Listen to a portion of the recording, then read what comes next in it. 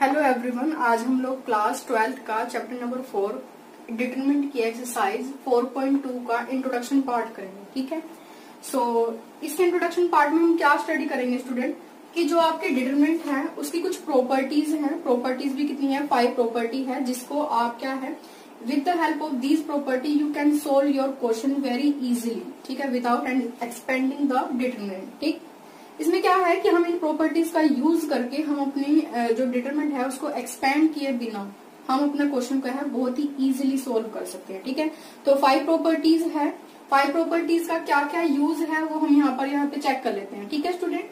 So property number 1 आपके पास क्या है स्टूडेंट, कि the value of the determinant, जैसे आपको डिटरमिनेंट गिवन होता है उसकी जो भी वैल्यूज हैं, ठीक है, remain unchanged if the row and column are interchange। कहने का क्या मतलब है, प्रॉपर्टी नंबर 1 आपको क्या कहती है स्टूडेंट, कि अगर आपके पास डिटरमिनेंट है, ठीक है, जैसे आप लोगों को ये यहाँ पे A1, A2, A3, B1, B2, B3, C1, C2, C3, ये आप लोगों को क्या है 3/3 की आपको क्या है 3/3 की आपको डिटरमिनेंट गिवन है, और ये एक स्क्वायर मैट्रिक्स है। मैट्रिक्स को फिर वो किसमें जो है इंटरचेंज की गई है, डिटरमिनेंट में चेंज की है। और डिटरमिनेंट को में भी सबसे मेन इंपॉर्टेंट बात क्या होती है स्टूडेंट, कि वो आपकी जो है ऑर्डर, जो उनका ऑर्डर है वो क्या होना चाहिए, सेम होना चाहिए। तो आप चेक कर सकते हैं कि यहाँ पे इसका ऑर्डर जो है वो सेम है।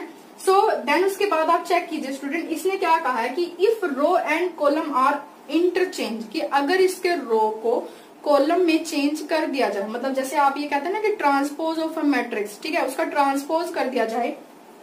चेक करो, जो फर्स्ट रो है उसको किसमें चेंज कर दिया, कॉलम में। चेक कीजिए, यहाँ पे A1, A2, A3 ये आपकी रो 1 थी, बट यहाँ पे मैंने इसको इंटरचेंज कर दिया, रो को मैंने किस में चेंज कर दिया, कॉलम में। यहाँ पे चेक करो तो ये C1 बन गया मेरा, है ना, ये मेरे पास क्या हो गई है C1। रो को मैंने किस में चेंज कर दिया, कॉलम में चेंज कर दिया।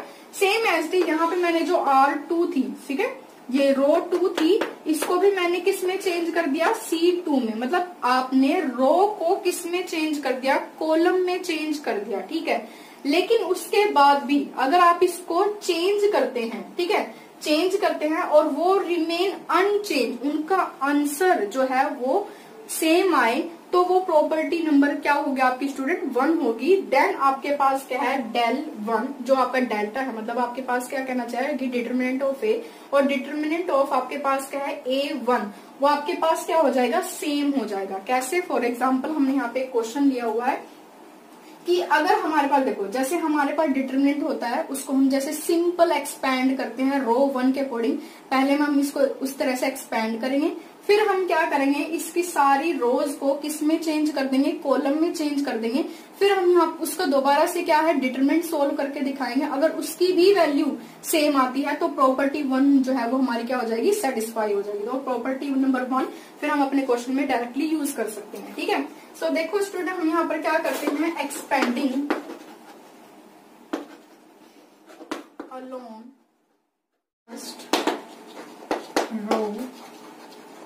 ठीक है, फर्स्ट रो के अलोंग करेंगे। सो स्टूडेंट, जैसे मैंने आप लोगों को बताया है कि अगर हम यहाँ पे R1 रो 1 के अकॉर्डिंग इसको एक्सपेंड करना चाहते हैं, तो यहाँ पे साइन कौन सा होता है, प्लस का, यहाँ पे नेगेटिव का, यहाँ पे स्टूडेंट क्या होता है, प्लस का साइन होता है। ठीक है, तो जैसे हमने वहां पे किया हुआ है, मैं डायरेक्टली प्रूव कर रही हूँ इसको कि कैसे एक्सपेंड करते हैं।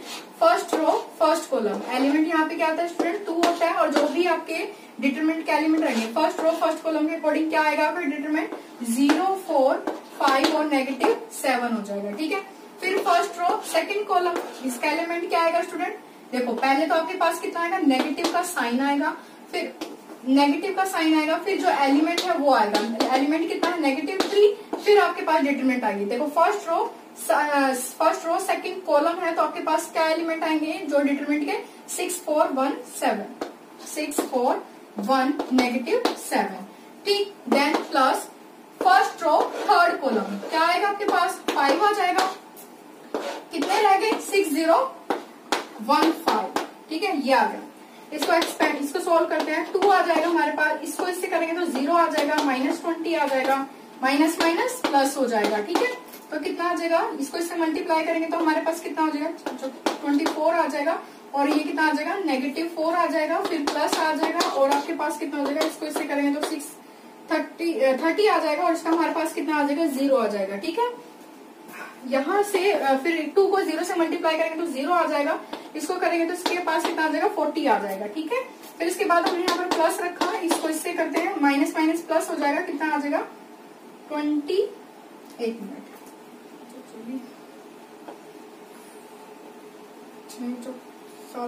एक मिनट, यहाँ पे ये 42 आएगा, सॉरी 42 आएगा और ये यहाँ पे आपके पास कितना हो जाएगा 46 हो जाएगा, प्लस आपके पास कितना हो जाएगा 150 हो जाएगा। ठीक है, यहाँ पे ये मिस्टेक हो गई, ये आएगा। ठीक है, देन इसके बाद हमारे पास कितना होगा स्टूडेंट, -40 आएगा, फिर देन हमारे पास किसको इससे मल्टीप्लाई करेंगे, प्लस माइनस माइनस हो जाएगा, 8 आ जाएगा, 138 आ जाएगा, प्लस आपके पास कितना हो जाएगा 150 आ जाएगा। ठीक है, अब हमारे पास कितना होगा स्टूडेंट, देखो ये आ जाएगा हमारे पास 8 आ जाएगा, 7 आ जाएगा और आपके पास कितना आएगा 1 आ जाएगा, प्लस 150 हो जाएगा, प्लस माइनस माइनस होता है, माइनस आ जाएगा, कितना हो जाएगा आपके पास 8 हो जाएगा और ये आपके पास कितना आ जाएगा स्टूडेंट 28 हो जाएगा। तो -28 मतलब आपको इसको एक्सपेंड करने के बाद जो आपने फर्स्ट रो के अकॉर्डिंग इसको एक्सपेंड किया तो आपके पास आंसर कितना आ गया स्टूडेंट 28 आ गया। ठीक है, ये तो हमने ये एक्स से एक्सपेंड किया है, जो आप लोगों की एक्सरसाइज 4.1 है ना, उसके जितने भी आपने क्वेश्चन एक्सपेंड किए हैं वो इसी टाइप से एक्सपेंड किए हैं।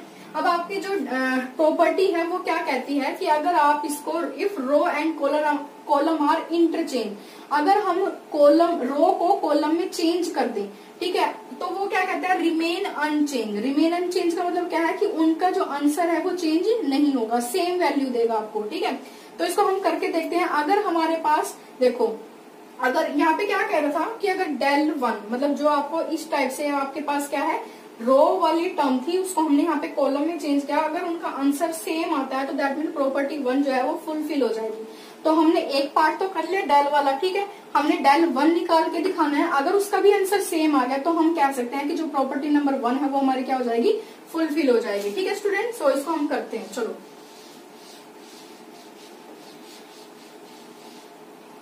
हमने यहाँ पर क्या करना है, इसका नेमिंग हमने देखो इसको del दिया था, इसको हमने नेमिंग क्या दे दी, del 1 दे दी। अब हमने यहाँ पर क्या करना है स्टूडेंट, इसके रो को किस में चेंज करना है, कॉलम में। तो रो 1 हमारे पास क्या थी 2 3 और सॉरी -3 था और यहाँ पे क्या आ जाएगा 5 आ जाएगा। ठीक है, फिर ये हमारे पास क्या जाएगी 6 हो जाएगी, 0 हो जाएगा, 4 हो जाएगा, फिर ये हमारे पास 1 5 और आपके पास कितना आ जाएगा -7 हो जाएगा। ठीक है, तो जितनी भी रोज थी हमने उसको किस में चेंज कर लिया स्टूडेंट, कॉलम में चेंज कर लिया। अब जैसे हमने इसको एक्सपेंड किया सेम ऐसे इसको एक्सपेंड कर देंगे, इसको भी एक्सपेंड कर देंगे। तो हमने यहाँ पर कहा कि एक्सपेंडिंग अलोंग, किसके अलोंग किया था, फर्स्ट रो के ना। यहाँ पे भी हम क्या करते हैं फर्स्ट रो के अकॉर्डिंग ही इसको क्या कर देते हैं, एक्सपेंड कर देंगे। ठीक है, तो एक्सपेंड करते हैं स्टूडेंट, क्या होगा यहाँ पे पहले प्लस होगा, नेगेटिव होगा, यहाँ पे क्या हो जाएगा प्लस साइन हो जाएगा। तो करते हैं कैसा होगा 2, देखो फर्स्ट रो फर्स्ट कॉलम, तो कितना आएगा हमारे पास 0 5 4 7। ठीक है, -7 first row first column, sign कौन सा आएगा नेगेटिव का। फिर हमारे पास फर्स्ट रो सेकंड कॉलम, तो एलिमेंट 6 रहेगा, तो वो हमने यहाँ पे अप्लाई कर दिया। फर्स्ट रो सेकंड कॉलम के बाद हमारे पास कितने जो आपके पास एलिमेंट रहेगा स्टूडेंट, वो कितना आएगा आपके पास -3 5 और आपके पास कितना हो जाएगा 5 हो जाएगा और आपके पास -7 हो जाएगा। ठीक है, फिर plus first row third column, तो 1 आ जाएगा और इसके बाद यहाँ पे चेक कीजिए फर्स्ट रो थर्ड कॉलम, तो कितना आ जाएगा आपके पास -3 0 5 और आपके पास कितना हो जाएगा 4 हो जाएगा। ठीक है स्टूडेंट, ये यहाँ तक है ऐसे।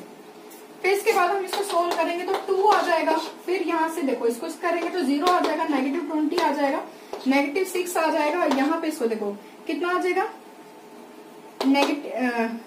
देखो माइनस माइनस प्लस हो जाएगा, तो कितना आ जाएगा पॉजिटिव आपके पास हो जाएगा 21 हो जाएगा और ये आपके पास कितना हो जाएगा स्टूडेंट 25 हो जाएगा, ये 1 हो जाएगा। इसके बाद हमारे पास ये -12 हो जाएगा, ये 0 हो जाएगा। ठीक है, फिर यहाँ से हमारे पास क्या हो जाएगा, इसको 0 ये 2 को 0 से मल्टीप्लाई करके 0 आ जाएगा, कितना आ जाएगा -40 आ जाएगा, फिर -6 आएगा, फिर यहाँ से कितना होगा नेगेटिव, देखो ये पॉजिटिव आपके पास क्या 21 है, ये नेगेटिव है तो यहाँ पे -4 आ जाएगा, है ना।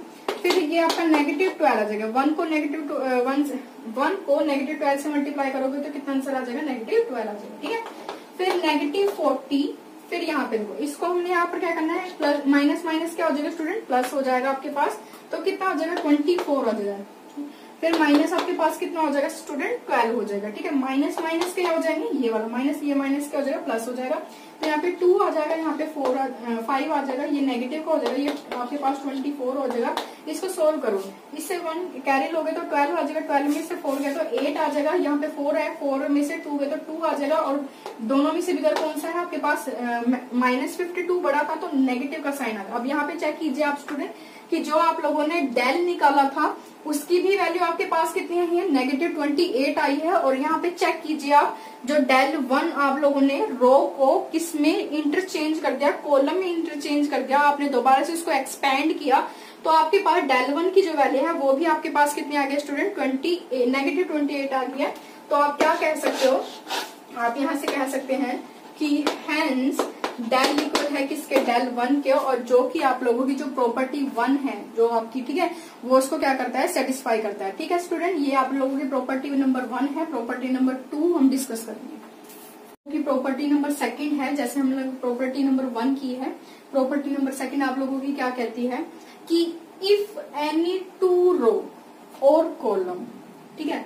तो पहले वाली प्रॉपर्टी में हम क्या कर रहे थे कि सारी की सारी रो किस में इंटरचेंज हो गई थी, कॉलम में इंटरचेंज हो गई थी। ठीक है, बट यहाँ पे वो क्या कहता है कि इफ एनी 2 रो, कोई भी 2 रो और 2 column of determinant are interchange. ठीक है, यहाँ पे 2 रो चेंज हो रही है या फिर 2 कॉलम चेंज हो रहे हैं, then sign of determinant change, तब उनका साइन भी क्या हो जाएगा, चेंज हो जाएगा। समझने की बात है स्टूडेंट कि जब हमने प्रॉपर्टी नंबर 1 की थी, ठीक है, प्रॉपर्टी नंबर 1 में हमने सारे की सारी रो को सारे के सारे कॉलम में चेंज किया था, तब वहां पे साइन चेंज नहीं होता।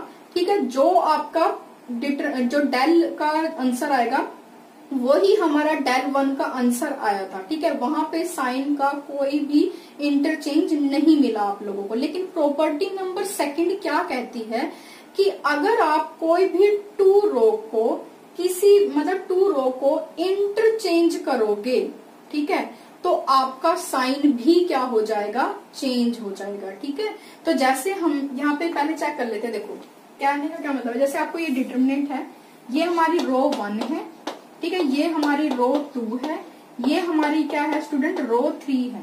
ठीक है, अब इसने क्या कहा कि इफ एनी 2 रो, किसी भी 2 रो को आपने क्या करना है, 2 रो को कर लो या कॉलम को कर लो, वो आप पे डिपेंड करता है। मैं यहाँ पे रो को चेंज कर रही हूँ। ठीक है, तो एनी 2 रो को मतलब चेंज करो। तो मैंने यहाँ पे क्या किया, ये मैंने 2 रो ले ली। मैंने क्या कहा, अगर मैं R2 को इंटरचेंज करती हूँ R3 में, तो मेरा साइन क्या होना चाहिए, चेंज होना चाहिए as according to your property number 2। ठीक है, तो मैंने यहाँ पे क्या किया, क्योंकि मैंने चेंजेस कहाँ किया है स्टूडेंट, R2 में और R3 में किया है, तो R1 तो एज इट इज रहेगी, तो R1 आप लोगों की एज इट इज रही। मैंने R2 में चेंज किया है, तो मतलब ये आपके पास 2 वाली है, रो 2 है, वो रो 3 में रिप्लेस हो जाएगी। देखो यहाँ पे मैंने ये B1 B2 B3, लेकिन वो कहाँ आ चुकी है, यहाँ पे आ चुकी है, नीचे R3 के स्पेस पे आ चुकी है। और जो R3 वाली थी वो किसके स्पेस पे आ चुकी है, R2 के स्पेस पे आ चुकी है। ये यहाँ पे चेक कर लीजिए। तो इसने क्या कहा एज अकॉर्डिंग टू डेफिनेशन, कि इसने कहा कि डेल जो है वो आपका जो, अब आप इसे रिप्लेस करते हो, इंटरचेंज करते हो, तो साइन किस में आ जाता है, चेंज हो जाएगा। अगर ये डिटर्मिनेंट आपकी पॉजिटिव है, अगर आप इसको इंटरचेंज करोगे तो वो नेगेटिव में आनी चाहिए।